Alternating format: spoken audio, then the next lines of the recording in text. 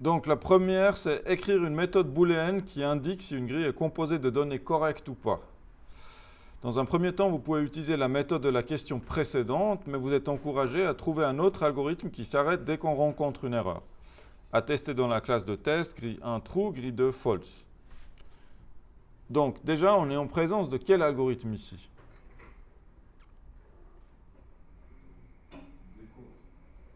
Décompte. Si on utilise la méthode précédente, on peut utiliser le décompte. Donc pour utiliser le décompte pour ça, on peut faire une méthode public boolean remplie. Et puis qui va retourner quoi? Il va retourner true si quoi? Si la valeur n'est pas comprise entre 0 et 4. Mais pour utiliser le décompte comme algorithme. Le décompte, c'est un algorithme qui compte tout. Il va compter, par exemple, là, on utilisait un décompte pour compter combien y a-t-il des nombres impossibles. Là, c'est un peu différent, c'est entre 1 et 9. Donc, comment on ferait ça pour utiliser le décompte? On reprendrait la méthode. Ouais. Celle-là? Et puis, on fait quoi?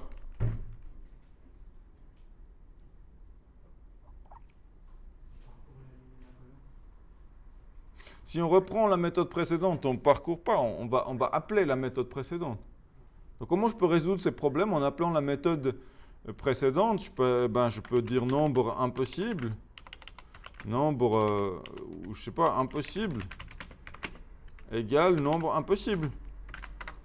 Et puis après, c'est true si quoi?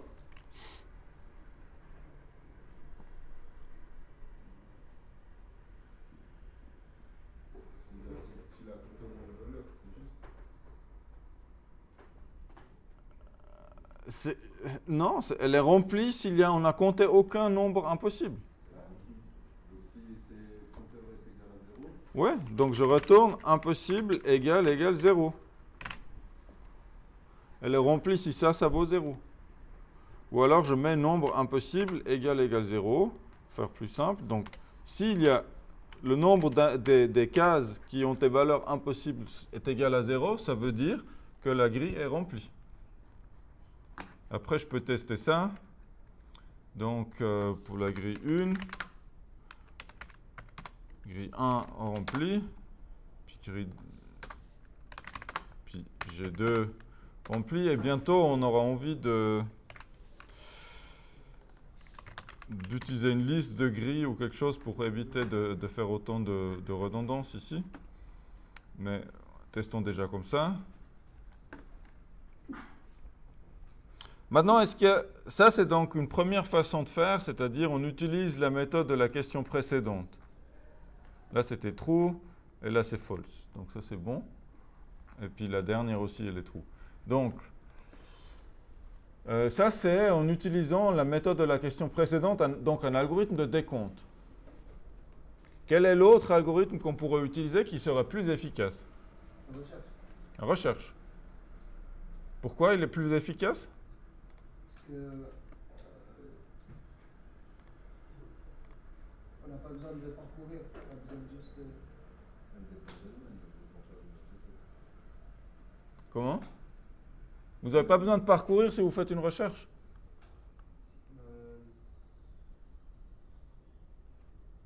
Je sais pas comment vous dire. À mon avis, c'est qu'elle dépend d'elle-même, elle dépend pas de notre méthode. Donc du coup, si notre méthode elle est fausse, si elle dépend d'elle-même, elle pourrait être elle. C'est quoi la différence entre l'algorithme de décompte et l'algorithme de recherche? Le décompte, On ne sait pas. Les décomptes. si vous devez savoir, c'est fait depuis octobre qu'on fait ça. On ne sait pas les décomptes. Comment? C'est un peu en général. Et les recherches, c'est plus précis. Recherche une condition. Les deux ont des conditions, les deux sont précis. On a une pile de cartes. Vous faites quoi dans un algorithme de décompte? On compte les cas. Voilà, par exemple, on peut compter le nombre de 5 qu'il y a là-dedans. Et avec les recherches, on cherche le premier 5 et puis Voilà, donc la différence c'est quoi? Donc là, vous voyez, je prends la première carte, 7, non, 2, non, 1, non. la différence, c'est que quand 5. Avec la recherche, on s'arrête directement dès que ça s'arrête. C'est ça la seule différence, et c'est pourquoi c'est plus efficace. Parce que là, si j'ai trouvé mon 5 et j'ai encore ça comme carte, avec le décompte, je vais continuer à compter. Si dans ma grille Sudoku, la première valeur, elle est impossible, je n'ai pas besoin de continuer à compter, parce que vous voyez, ici, la condition, c'est que dès que ce n'est pas 0, c'est pas bon. Donc, on va faire un algorithme de recherche.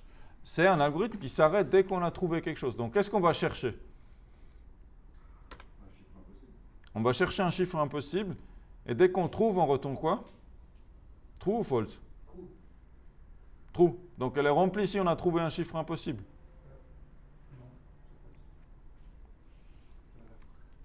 Qu'est-ce que...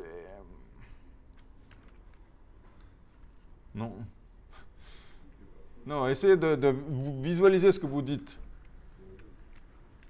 Si je trouve un chiffre ici qui est moins 1, Elle ne sera pas remplie juste. ouais.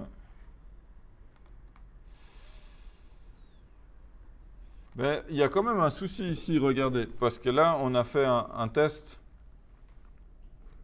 Écrire une méthode Boolean qui indique... Ah non, c'est bon. Donc, si on trouve une valeur impossible, est-ce que la grille elle est remplie ou pas? Non. En fait, c'est pas rempli. Si j'ai appelé ça rempli, mais c'est pas rempli, c'est correct.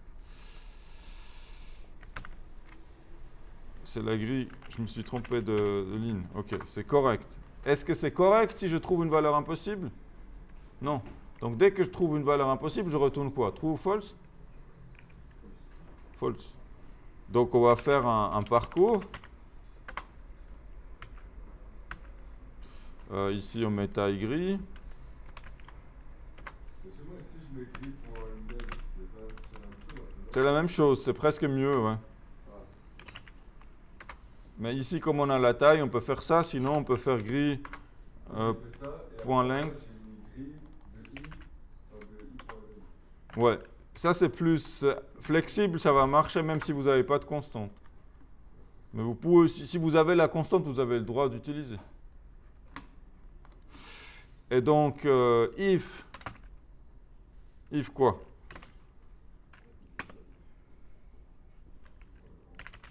If cette valeur-là, on va refaire, c'est la même condition. Hein. C'est la même condition. Donc si je mets I et J, si le numéro est impossible, on fait quoi? Retourne false. Et après, où est-ce que j'écris return true? En bas, pour le hors de la boucle. En dehors de la boucle. Donc elle est correcte si on n'a trouvé rien d'impossible.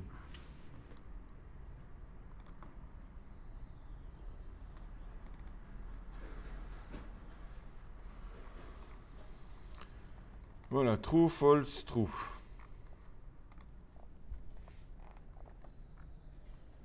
Alors, en termes de codage, moi je pense que j'aurais préféré la solution précédente où on réutilise cette méthode du comptage de nombres impossibles. Je pense que sur des grilles, si vous êtes sur des grilles genre Sudoku, on ne verra pas de différence de performance. Vous voyez, c'est 81, c'est même pas 100 données.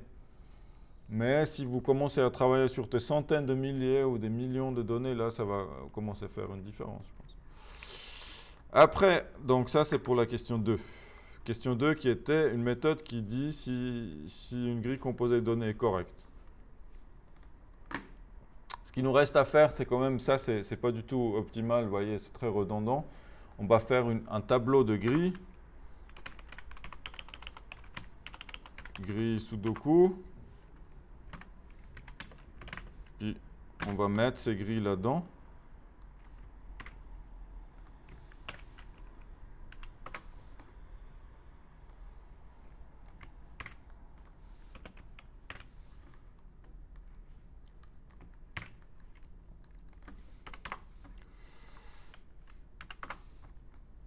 Hop.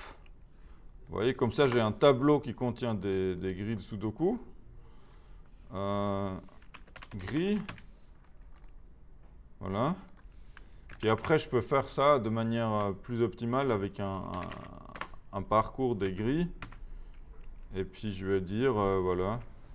Pour chaque grille, je vais faire le print de la grille. Je vais afficher le nombre d'impossibles. Et puis, je vais dire, est-ce qu'elle est correcte ou pas.